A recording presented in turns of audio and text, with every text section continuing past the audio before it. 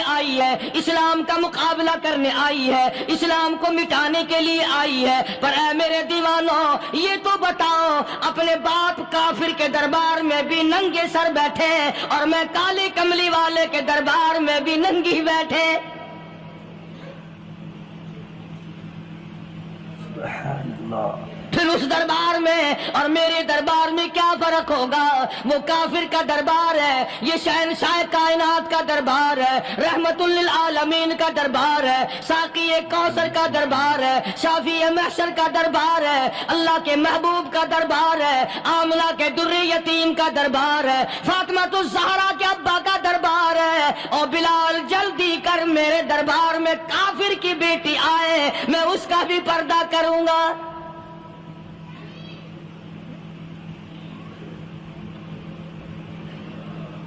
حضرت بلال رضی اللہ تعالی عنہ نے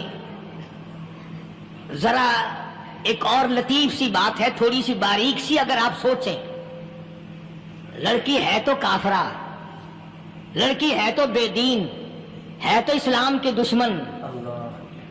میں تو کئی مرتبہ سوچا کرتا ہوں کہ واہ لڑکی تیرا مقدر، ہے تو کافر کی بیٹی، خود بھی کافرہ ہے، مگر مقدر تو دیکھو، امام الانبیاء کی چادر سر پہ ڈالے بیٹھی ہے۔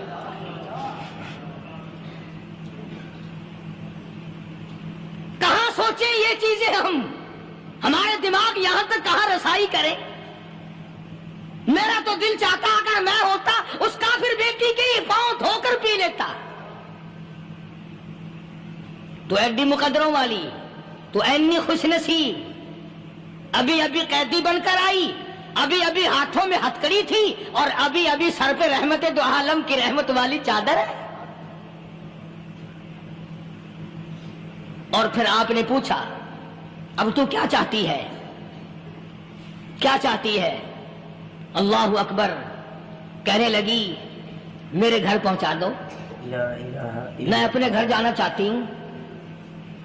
دو نوجوان صحابہ کو بلایا، فرمایا کہ انسانی رشتے کا تقاضا ہے، لڑکی نے ہم سے پناہ مانگی اور اپنے گھر جانا چاہتی ہے، ہم نے اس کو معاف کر دیا، جاؤ گھر چھوڑاؤ۔ اب گھر پہنچانے کا مطلب یہ تو تھا نہیں کہ حسین گائی پہنچا دو، دولت گیٹ پہنچا دو، خدا جانے کتنی دور گھر ہوگا، لڑنے جو آئی تھی۔ یوں لکھا ہے علماء اکرام نے، ذرا توجہ کریں، اور سچی بات تو یہ ہے، اپنے دامن میں بھی ہاتھ مار کے دیکھو کہ ہم کیسے ہیں۔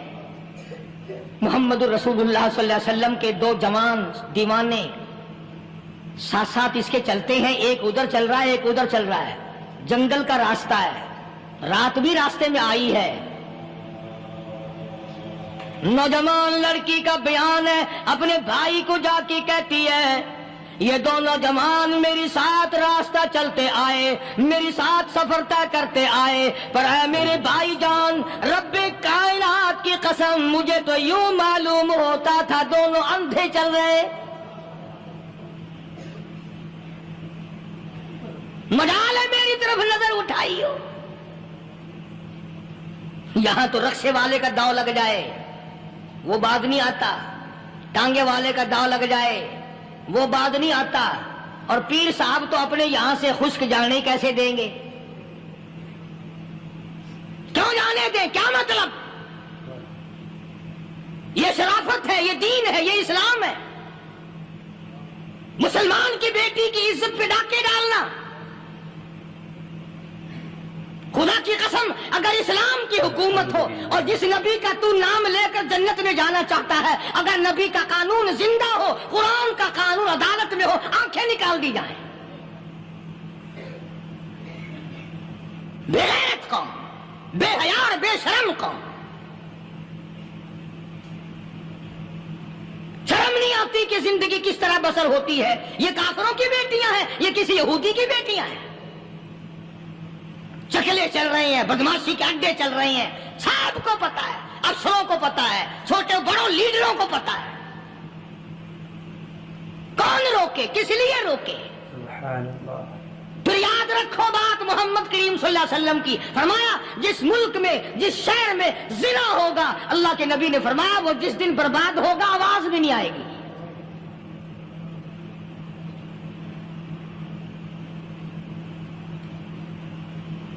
مسلمانوں کے یہاں سے ہو کر دربار نبوت سے چل کر رحمت دو عالم صلی اللہ تعالی علیہ وسلم کی چادر اوڑھ کر لڑکی اپنے گھر پہنچی. بھائی نے پوچھا بتا مسلمانوں نے تیرے ساتھ کیا برتاؤ کیا؟